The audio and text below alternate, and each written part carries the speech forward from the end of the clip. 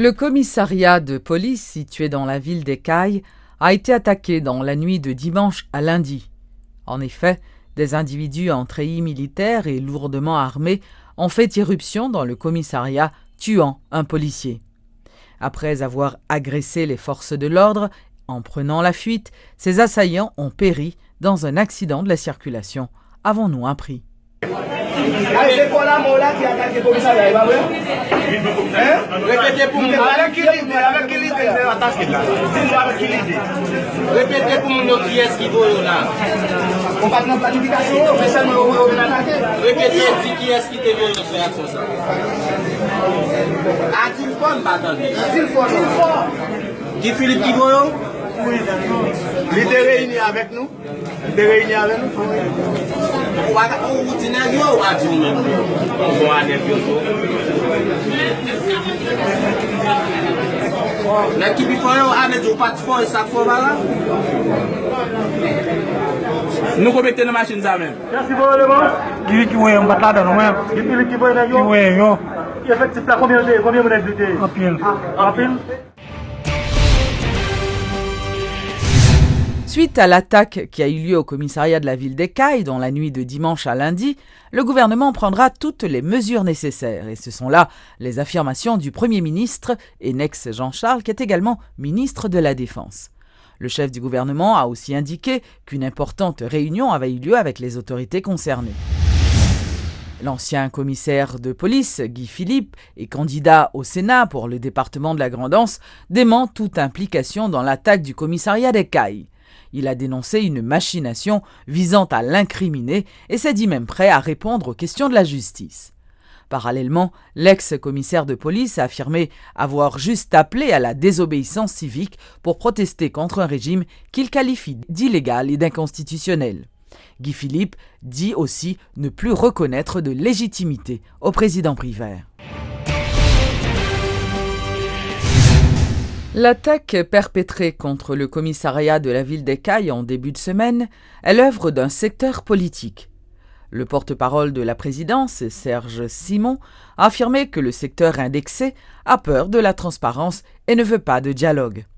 Il a également annoncé ce vendredi que la PNH a été ordonnée de traquer les responsables de ce forfait, mais le Palais national saurait-il qui se cache derrière l'attaque du commissariat? C'est la question qui se pose dans l'opinion publique, particulièrement après les déclarations du président Jocelyn Privert le 18 mai dernier. Et pour être capable de masquer ce qui passait le 16 mai, ils ont préféré faire diversion et ils ont même revendiqué ce qui passait au nom d'une prétendue justice sociale. Quand l'exécutif parle en yo pour désigner le responsable de l'attaque du commissariat d'Écailles, il peine à cacher les résultats d'une enquête qui piétine. D'abord, Jocelyn Privert à l'Arcaillet, et ce vendredi, son porte-parole, le Palais national semble savoir avant la justice qui est derrière ce forfait qui a coûté la vie à au moins un policier. Les propos de Serge Simon sont à peine voilés. Zak Sayo, qui c'est des actes criminels, qui guidés par Sanuelo appétit de pouvoir, dans série de monde qui ont mal de paraître, et seule façon pour être capable de montrer, c'est la violence, c'est la peur de la transparence. Lors de sa conférence hebdomadaire, le porte-parole de la présidence a annoncé l'ouverture d'une enquête. Certains diraient que celle-là ne risque pas de tomber dans la catégorie de celles qui se poursuivent, car le palais dispose d'informations exclusives, comme par exemple que l'initiateur de l'attaque ne faisait pas partie de la bande. Effectivement, parce que Mounan n'est pas allé. Donc, il y a des commanditaires, il y a les acteurs. Serge Simon ne cite pas de nom, d'ailleurs il dit ne pas le savoir. Cependant, certaines voix ont accusé Guy Philippe quelques heures seulement après l'opération. Le palais s'aligne-t-il sur cette position ?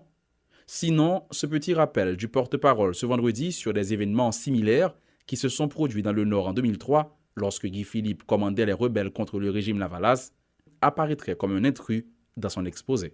Si nous songeons en 2003, en décembre 2003, ce qui s'est passé au Cap-Haïtien, un directeur départemental du Nord de la police, il a été assassiné dans le Nord. Et nous connaissons qui ça qui va passer après dans le pays et qui va déboucher sur le 29 février 2004. Cette attaque contre le commissariat des Cayes étant un acte politique, selon l'exécutif, le président Privert veut donc que cela cesse. C'est en ce sens qu'en plus des ordres passés à la PNH, le chef de l'État va également initier très vite le dialogue national pour obtenir une stabilité politique, quoiqu'il soit sûr de ne pas être celui qui l'achèvera. Le dialogue national, il doit permettre nous déboucher avec un pacte sur l'économie pays, un pacte sur l'environnement, un pacte politique avec un pacte social. Suite à l'attaque de dimanche soir, la PNH a reçu l'ordre de l'exécutif d'agir afin qu'une telle situation ne se reproduise plus. À entendre parler le président ou encore son porte-parole, certains se demandent si la police doit découvrir le coupable ou juste arrêter celui dont on ne cite pas le nom.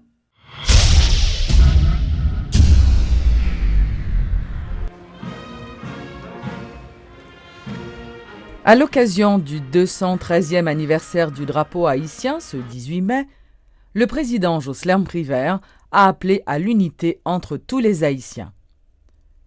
Engagé en bas drapeau pour nous reconstruire pays était le thème retenu pour cette 213e année de commémoration du bicolore. Le président provisoire a profité pour renouveler son engagement à mener à terme le processus électoral. Il a aussi affirmé que le dialogue interhaïtien prôné depuis plusieurs années par des acteurs de la classe politique et de la société civile sera initié dès la semaine prochaine. Compatriotes haïtiennes, nous pas qu'à continuer dans chirépite encore, qui vont jeter chaque jour plus loin l'espoir pour nous tous ouais pays ça sorti dans misère, sorti dans grand goût, dans sous-développement, dans insécurité et chômage. C'est vrai que moi là pour un petit temps tout court. Et moi considère mission pas dans tête l'État comme une opportunité que le pays a gagné pour une fois pour toutes, il finit avec crise et instabilité politique. Songez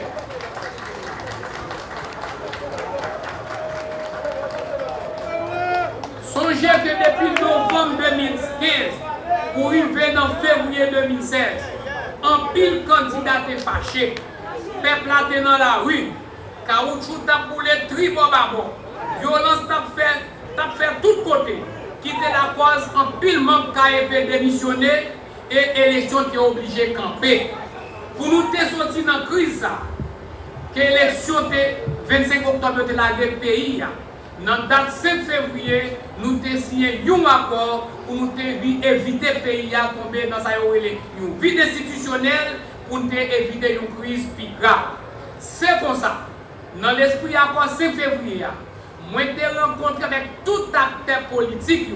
C'est dans la rencontre avec tout acteur politique pour nous monter un gouvernement de consensus avec former un conseil électoral tout neuf que tout acteur nous te rencontré te dit pour retourner dans l'élection, il faut nous créer une commission de vérification. Ce que, avec un peu de courage, avec un peu de détermination, avec force, nous arrivons à faire tout partenaire nous, faire tout acteur comprendre pas qu'à des élections dans le pays si la commission de vérification ça va faire lumière sur ça qui est passé le 25 octobre. Nous disons pas qu'il y a de stabilité politique dans le pays d'Haïti si pas des élections honnêtes, crédibles, transparentes et démocratiques qui fait.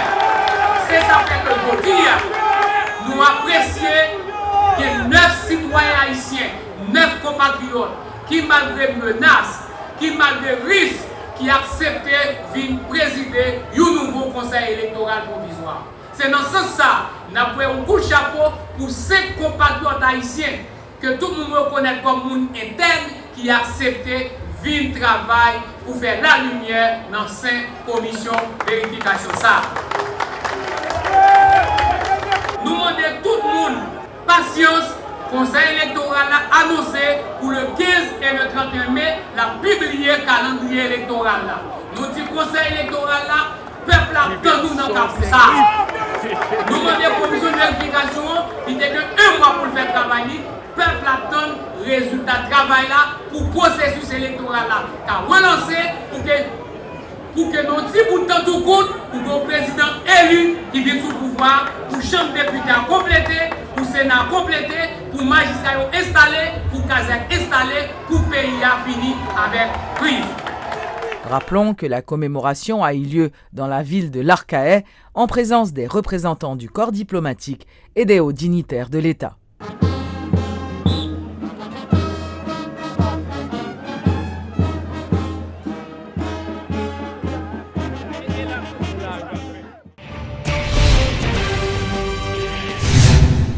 Le travail de la commission de vérification ne sera ni influencé ni dicté par une personnalité ou un quelconque secteur. C'est l'affirmation de Éric Gaillard, un des membres de la commission indépendante d'évaluation et de vérification électorale. Et toujours selon ses propos, cette structure est indépendante et son travail est purement technique. Le commissaire, qui était invité ce jeudi à la rubrique Le Point de Métropole, a expliqué que la SIEV n'entend protéger aucun candidat. Le président Privert avait promis de laisser la commission indépendante de vérification fonctionner en toute autonomie et il semble avoir tenu sa promesse, du moins jusque-là. Selon Michel-Éric Gaillard, la commission n'a reçu aucun appel, que ce soit du chef de l'État ou de ses proches, depuis son installation. L'administrateur de la SIEV confie également qu'aucun parti politique n'a tenté de manipuler ou de corrompre les commissaires qui, eux, ont promis de rester impartiaux. Le mot indépendant a été respecté jusqu'à présent. Nous faisons notre travail. Il n'y a aucune influence externe pour nous forcer à dire ce qu'on ne doit pas dire. Les partis politiques, s'ils ont des appréhensions, ils viennent parler avec nous. Nous écoutons. Et même message que nous avons la matin, c'est exactement... Mais pas quelqu'un qui fait nos pression, menace son nom, pas aucun menace qui fait. La commission indépendante d'évaluation et de vérification ne prendra pas parti et produira un rapport reflétant la réalité de ce qui s'est passé le 25 octobre dernier, indique Éric Gaillard. À ceux qui croient que la SIEV est conditionnée à exclure un candidat de la course, ou encore à ceux qui se préparent à rejeter le rapport de la commission s'il n'est pas en leur faveur, Michel-Éric Gaillard rappelle que la commission a été créée pour résoudre une crise, pas pour l'aggraver. Nous, on ne regarde pas qui a gagné, qui n'a pas gagné. Est-ce que l'ordre va changer? Est-ce que l'ordre ne va pas changer? Si ça change, on va le dire. S'il y a de la fraude, on va le dire. Pour nous, ce n'est pas protéger un candidat. On a dit ça, c'est l'approche claire, ni essayer de changer l'ordre des choses.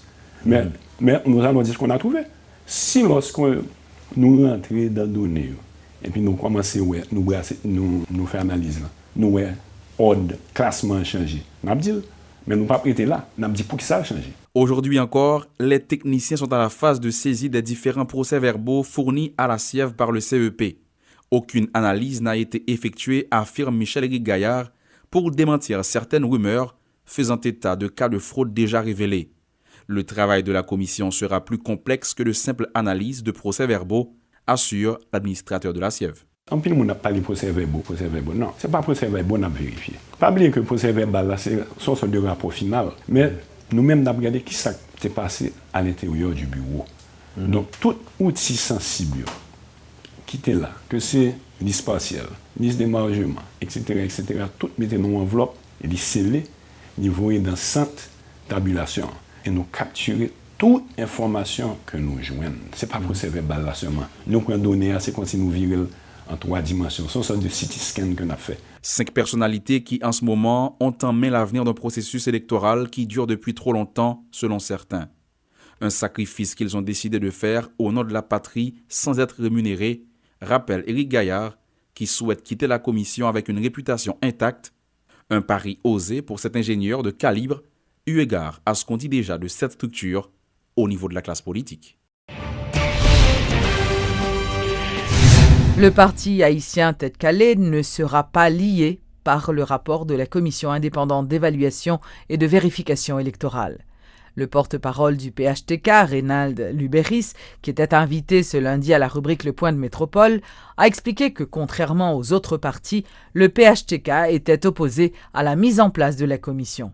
Et de l'avis du conseiller politique de Jovenel Moïse, cette commission n'a aucune légitimité pour modifier le classement déjà publié par le conseil électoral de Pierre-Louis Aupon. Mais je dis à nous avons un nouveau conseil électoral.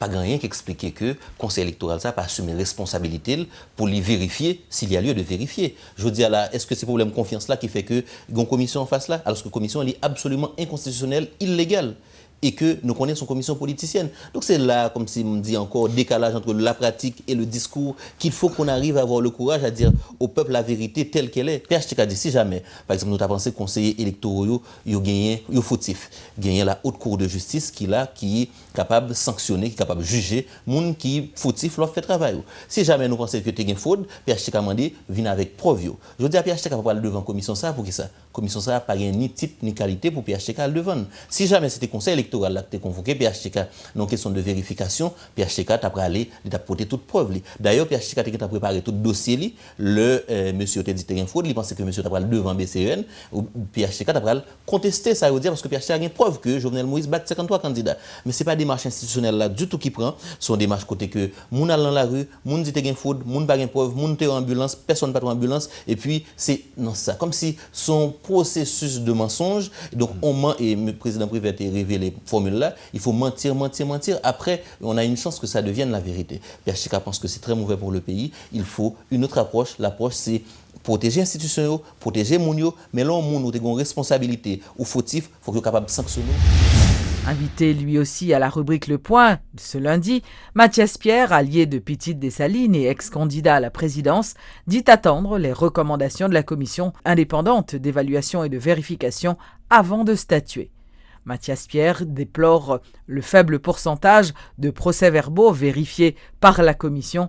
Il réclame l'évaluation de la totalité des 12 939 PV. C'est que nous liés à la commission, nous signons un débat national que nous reconnaissons la commission et que la commission pour le travail et nous pour accompagner. C'est pour ça que moi-même, je fais partie de l'observateur qui représente Petite Dessalines en dans la commission pour le travail et accompagner la commission sur tout le processus là. Et Petite Dessalines a bien pour le prononcer automatiquement que le rapport a sorti pour le dire mes positions. Et ça, parce que c'est une commission présidentielle qui travaille pour la nation. Famille Lavalas, pas dans le même lien avec elle, elle suivre. La paix, pas dans le même lien avec elle, elle suivre. RNDDH, non, chaque jour. C'est pas un parti politique. RNDDH. Non, je montre l'ensemble des institutions qui régulièrement, matin à souhait, dans cette tabulation, pour assurer que la commission produit un travail. Je dis, la modélisation qui utilisait, ça l'échantillonnage, pas capable permettre tout prononcer sur qui quantité voix que chaque grain candidat de 1er à 54 là t'es fait dans l'élection. Et ça, c'est un purement scientifique. Il y a de l'autre monde qui écrit sur lui et ça, c'est position nous en député de ça. OK. La société civile est très inquiète en ce qui concerne l'avenir politique du pays. Ce sont là les révélations faites par le député Scholzer-Chancy qui les a rencontrés ce mardi. Le président de la Chambre des députés n'est pas non plus favorable à un nouvel accord politique. Le parlementaire souhaiterait trouver un consensus pour éviter au pays de s'enfoncer davantage dans la crise et spécialement après le 14 juin. Bon, moi-même, c'est plus que logique, sauf que pour moi-même, si d'abord, moi, mon courant de situation macroéconomique pays, la pays n'a pas de bonne santé sur le plan économique, mais normalement, élections sont actes de souveraineté liés. Donc, nous avons supposé financer le 100%. Et moi, je souhaitais que dans le cap vinio, dans le cap vinio, que nous fassions élection côté moins scope et nous financer à partir du trésor public et nous avons besoin de concours international là, en termes techniques, nous avons besoin de concours en termes de monde qui a observé, mais nous avons besoin que c'est comme pays qui a fait élection pays. Ça veut dire en fait sous demande membre de la société civile là ou c'est à l'initiative de la Chambre des députés? Non, sous demande membre de la société civile là, que vous devez pas là Parlement.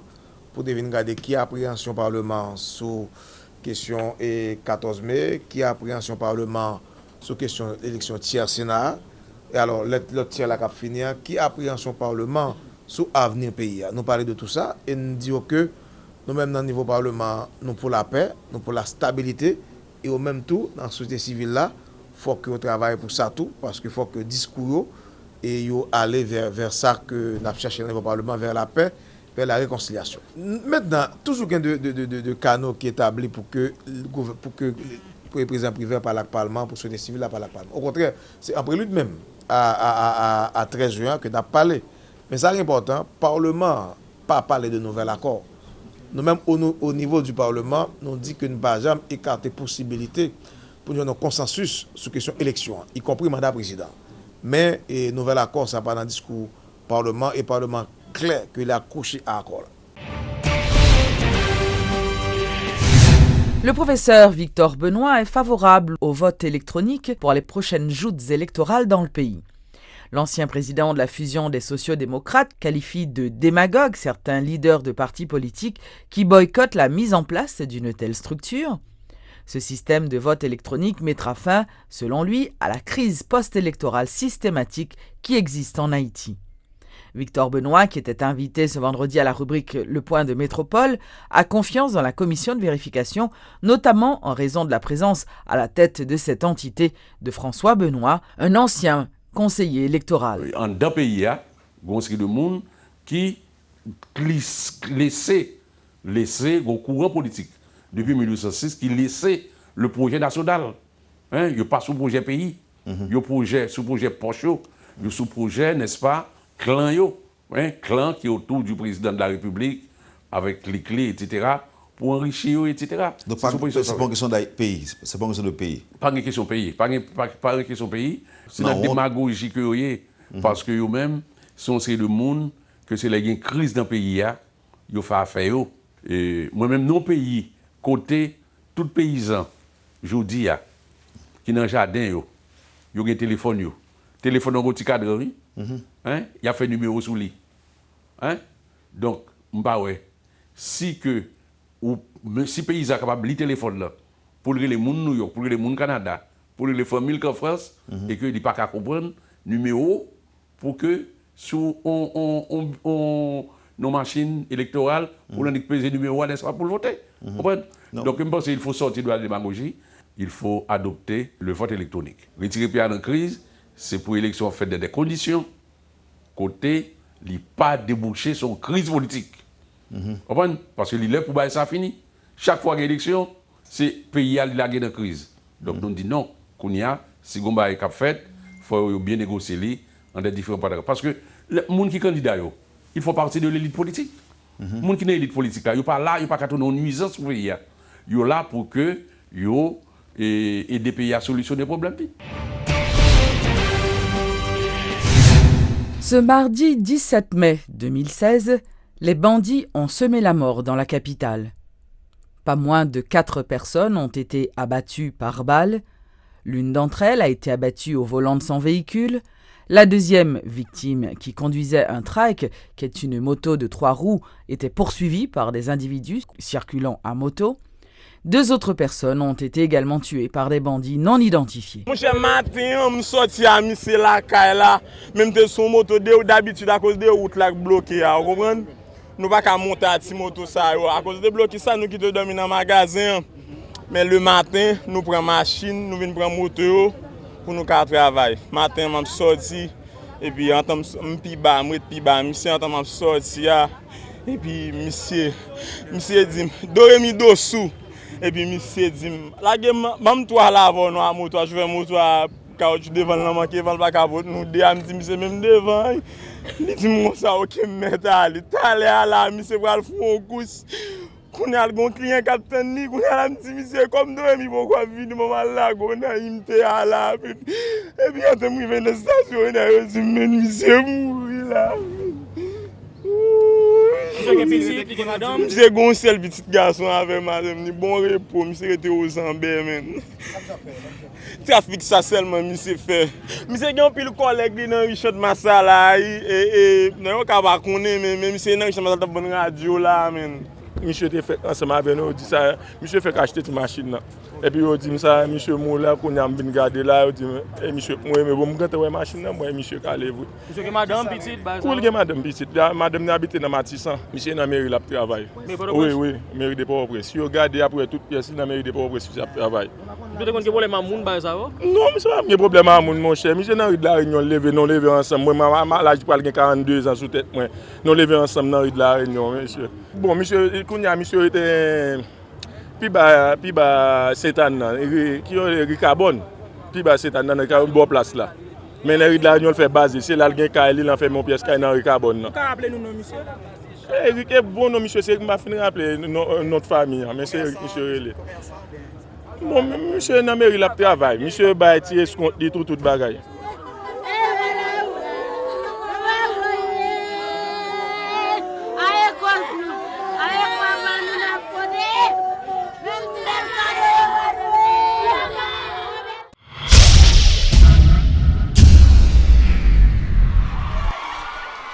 Des ouvriers du textile ont à nouveau perturbé le travail au parc industriel métropolitain de Port-au-Prince. Travaillant dans les manufactures de sous-traitance, ces employés ont organisé un mouvement de protestation pour exiger des autorités la publication de l'arrêté fixant le salaire minimum à 300 gourdes. Une fois de plus, les ouvriers de la Société nationale des parcs industriels à Port-au-Prince ont observé un arrêt de travail ce jeudi matin pour continuer à exiger des autorités la publication de l'arrêté relatif aux recommandations du Conseil supérieur des salaires fixant à 300 gourdes le salaire minimum pour les ouvriers travaillant au niveau du secteur de la sous-traitance et de l'assemblage notamment. Visiblement très remontés, les protestataires menacent d'intensifier leur mouvement jusqu'à ce que leurs revendications soient satisfaites.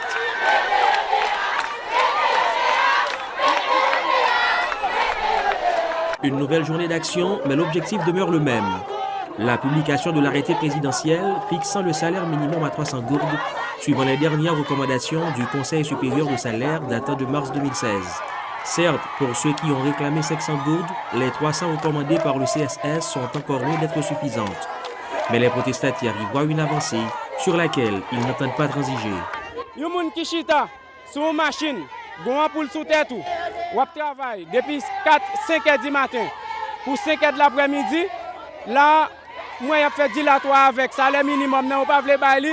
C'est ça qui fait que nous-mêmes jodi an là, n'a mobilisé pour que nous manifester pour nous joindre salaire minimum que nous besoin. La décision du président de la République de suivre les recommandations du CSS en matière d'augmentation du salaire minimum pour les ouvriers de la sous-traitance et du secteur de l'assemblage n'est pas garantie pour ces journaliers qui se plaignent d'être exploités. Et de ce fait, ils n'entendent pas lâcher prise quant à leurs revendications. Il y a toujours pas nous parole ça yo. Il y a toujours pas nous. Mais depuis quelques jours là, je crois que c'est ça te gantan bay décision ni dans ça mais que nous-mêmes chaque jour nous était n'aptan yo dit nous n'aptan nous crois nous t'en assez tout autant que ça prend temps n'a toujours été mobilisés. Rappelons que les dernières recommandations du Conseil supérieur de salaire concernant une augmentation du salaire minimum auraient dû entrer en vigueur le 1er mai 2016. Parallèlement, le secteur patronal exprime de sérieuses réserves en ce qui concerne un salaire minimum fixé à 300 gourdes, évoquant son incapacité à payer de telles sommes. Depuis le parc industriel de Port-au-Prince, Éloge Milfort et Ronald Saint-Amour pour Télémétropole. Toutes les dispositions sont déjà prises pour que les hôpitaux publics du pays recommencent à fonctionner. Le directeur général du MSPP, le Dr Gabriel Timothée, invite les médecins de service à se présenter à leur poste dès ce mardi 17 mai. Après 48 jours de grève, les médecins résidents, qui minimisent les déclarations du directeur général du ministère de la Santé publique, parlent de fuite en avant. À l'hôpital de l'Université d'État d'Haïti ce lundi 16 mai, les activités sont toujours au point mort et cela fait 48 jours. L'impact de la grève lancée par les médecins résidents est palpable, l'espace est sale et poussiéreux, aucun malade n'est présent sur les lieux. Fort de ce constat, le ministère de la Santé publique exprime sa préoccupation du fait de cette situation qui a trop duré. Le moment est donc venu de passer à l'action. Des mesures sont déjà prises pour que tous les hôpitaux publics du pays rouvrent leurs portes dès ce mardi 17 mai. Les médecins de service sont invités à se présenter à leur poste, explique le directeur général du MSPP, Gabriel Timothée. Médecins de service ont demandé 2 conditions pour reprendre. Premièrement, sécurité, intrant, disponibilité d'intrant. Nous avons commencé par intrant qui peut permettre de commencer et sécurité, nous étions en temps avec DGPNH là, Michel-Ange Gédéon, pour permettre que nous ayons une sorte de sécurité dans le plan. Nous demandons que un minimum de présence, non seulement pour protection patient, protection bâtiment, mais tout pour protection résident par rapport à gens qui peuvent venir demander service. Les malades doivent recevoir les soins que nécessite leur cas et ceci très rapidement, telle est la position officielle du ministère de la Santé publique. Des déclarations que minimisent des médecins résidents rencontrés à l'hôpital général. Certes, les patients méritent tous les soins nécessaires, mais pas dans n'importe quelles conditions, insiste le docteur John Evans Douillon, résident au service d'anesthésiologie. Nous basons les possibles difficiles parce que médecin service surtout il y a une augmentation. Médecin service il y a que salaire augmenté.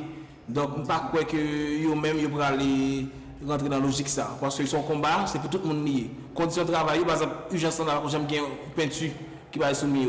Par contre j'aime bien carbone qui est installé. Il y a un travail pour ça. Donc, le directeur a fait fuite en avant et que s'il va aller comme ça, il va aller. Un vœu pieux du ministère de la Santé pour une réouverture hypothétique des hôpitaux publics du pays. D'un côté, le MSPP se dit ouvert aux négociations et appelle les résidents à faire preuve de conscience citoyenne. De l'autre, les médecins grévistes restent fermes sur leur position et annoncent la poursuite de leur mobilisation. Finalement, malgré les mots des uns et des autres, rien ne semble avoir changé. Le gouverneur de la Banque centrale, Jean Badin-Dubois, a été entendu par la Commission économie et finances du Sénat de la République ce vendredi. Une audition qui portait notamment sur la politique monétaire appelée à être mise en application.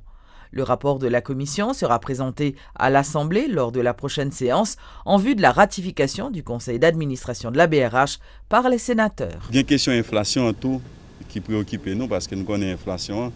Et c'est lui-même probablement qui rend que les consommateurs pas qu'à vivre bien. Parce que les prix produits ont augmenté sur le marché et le peuple n'a pas qu'à manger. Et c'est peut-être ça que nous avons parlé avec le conseil désigné ça pour nous dire pendant 3 ans, il faut qu'ils prennent des mesures pour permettre que la question d'inflation baisse. Parce que aujourd'hui, il y a environ 15%. Nous voulons une inflation à un chiffre qui permet que le peuple ralentisse. Et quelque part, ils ont fait des démonstrations pour nous et qui montrent qu'il y a l'espoir, qui montrent qu'il y a une politique qui peut le mener, qui peut permettre que l'économie, particulièrement sur le plan monétaire, capable de des actions posées pour au moins mettre nous dans une situation côté nous nous garantit. Et ratification ne pas dépend uniquement de moi, même si c'est certain que par rapport avec l'argument qu'ils ont porté là-bas, et c'est des gens qui prennent un rapport plus ou moins et qui sont capables d'accepter par l'Assemblée parce que jusqu'à date, non, rapport c'est à partir nous faisons déduction des séances de travail ça pour nous préparer le rapport. Le rapport pas qu'à préparer tout autre qui n'est pas attendre. En fait, il y a des défis conjoncturels, il y a des défis structurels. Mais il y a une chose qui arrive pendant longtemps en fait, nous avons plus abordé les défis conjoncturels sans aborder de manière solide, les défis structurels. Et il y a une chose qui est importante, c'est que pendant que nous avons résolu les problèmes conjoncturels, nous tous attaquons tous des problèmes structurels de balance des paiements. C'est pour raison ça, il est fondamental que nous ayons support que nous baillons à toute chaîne de production, de façon à ce que nous puissions produire plus pour la population. Que de même tout, nous disons que le problème crédit à nous aborder, il faut vraiment que ce soit un jeune haïtien qui a besoin d'aller à l'école, que le cas de crédit pour aller à l'école, que ce soit en fait un jeune entrepreneur qui a besoin en fait de travail, que le capable de possibilités pour le capable de jouer un crédit. Nous parlons de tout défi ça. Comment que le pas matérialiser? Nous gagnons très concrètement, de toute manière, gagner par exemple, pour un petit entrepreneur, nous gagnons en fait une loi sur crédit bail. La loi sur crédit bail là, il permet que un entrepreneur doit utiliser les outils de travail, il comme garantie de façon à ce que le cap prêté sous lui et continuer le travail. Ça c'est la loi sur crédit bail qui d'ailleurs en fait dans le Sénat.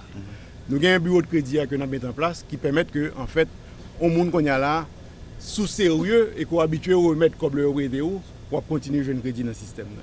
Et le crédit ça on commence à gagner depuis bien bonheur. Et que nous avons l'autre élément, l'autre programme que nous mettons sur place.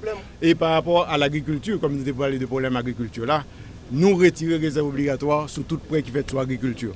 Ce qui fait que l'on pas de réserve obligatoire sur prêt qui fait sur l'agriculture, lui permet que les gens qui sont dans l'agriculture sont capables de prêter à meilleur marché que si c'est un monde qui t'a prêté pour le importer.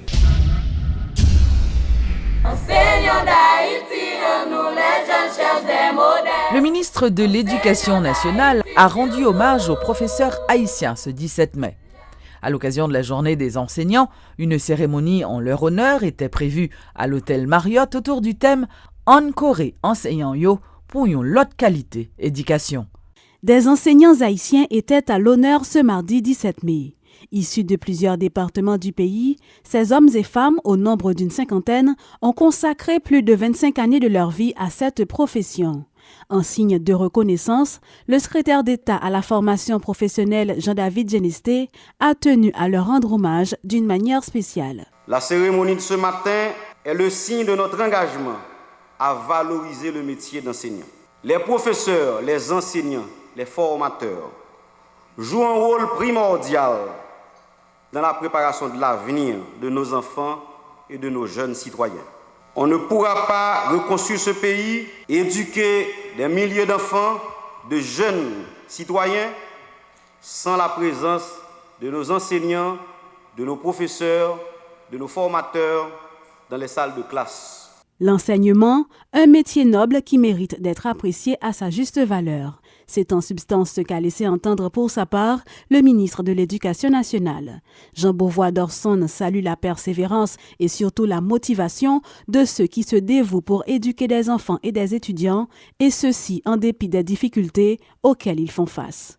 Chères enseignantes, chers enseignants, en vérité, votre travail n'a pas de prix, car vous construisez l'Haïti et le monde de demain par la qualité de formation dispensée à nos écoliers et étudiants et par la qualité des sacrifices consentis pour exécuter votre tâche.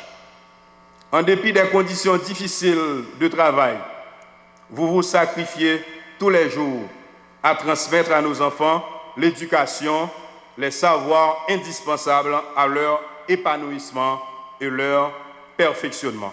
Acte d'honneur, slam, chansons, tout ceci pour rendre un vibrant hommage à ces professeurs haïtiens pour leur esprit novateur, leurs compétences et l'honnêteté dont ils ont fait montre tout au long de leur carrière. Rappelons que la Journée nationale des enseignants s'est déroulée autour du thème « Encore enseignant yo pour une autre qualité éducation ». C'est pour ça pour nous dire merci.